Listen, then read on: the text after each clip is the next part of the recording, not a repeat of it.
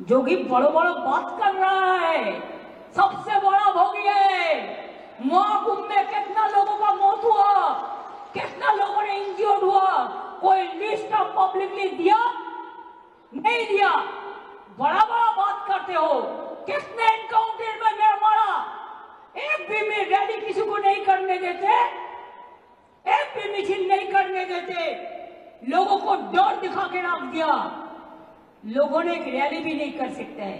अरे बांग्लाয় तो फ्रीडम আছে, সিপিএম র‍্যালি করে, সিপিআই করে, আল্ট্রালেফরাও কখনো কখনো করে, এসইউসিও করে, কংগ্রেসও করে, আর বিজেপি তো পারমিশনের প্রয়োজন নেই।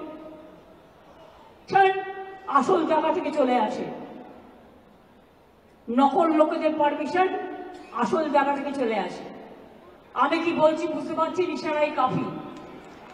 সুতরাং আপনাদের আমি এটাই বলবো, যদি আপনারা আমাকে ভালো দেখতে চান, it is my personal appeal,